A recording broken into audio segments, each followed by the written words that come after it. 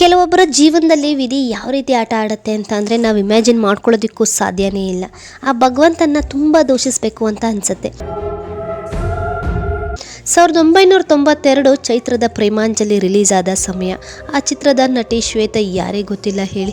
ಐನೋಸೆಂಟ್ look ಯುವಕರ ಹೃದಯವನ್ನು ಜೂಡ್ಬಿಡುತ್ತೆ. ಕರ್ಪೂರದ ಗೊಂಬೆ, ಮನಗುತ್ತಾರೆ, ನಮ್ಮ ಸಂಸಾರ, ಆನಂದ ಸಾಗರ ಸಿನಿಮಾಗಳಲ್ಲಿ ಹೆಸರು ಮಾಡಿದರು. ತೆಲುಗು, ತಮಿಳುನಲ್ಲಿಯೂ ಕೂಡ ಇವರು ಅಷ್ಟೇ ಫೇಮಸ್ ಆಗಿದ್ರು. ಸಿನಿಮಾದಲ್ಲಿ ಹೆಸರು ಮಾಡ್ತಾ ಇರುವಾಗಲೇ ಶ್ರೀಧರ್ ಅನ್ನೋ ವ್ಯಕ್ತಿಯ ಜೊತೆ ಪ್ರೀತಿ ಮಾಡಿ ಮದುವೆ ಆಗ್ತಾರೆ. ಒಂದು ಪುಟ್ಟ ಮಗು ಜೊತೆ ಮುದ್ದಾದ ಸಂಸಾರ ಸಿನಿಮಾದಿಂದ ಸ್ವಲ್ಪ ಬ್ರೇಕ್ ಪಡಿತಾರೆ. ಆದರೆ ಆ ವಿಧಿಯ ಆಟವೇ ಬೇರೆಯಾಗಿತ್ತು.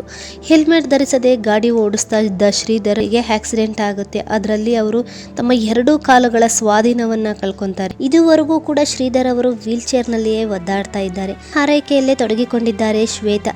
ಸದ್ಯ ಈಗ ಅವರು ತಮಿಳಿನಲ್ಲಿ ಧಾರಾವಾಹಿಗಳಲ್ಲಿ ನಟಿಸ್ತಾ ಇದ್ದಾರೆ ಅಂತಲೇ ಹೇಳ್ಬೋದು.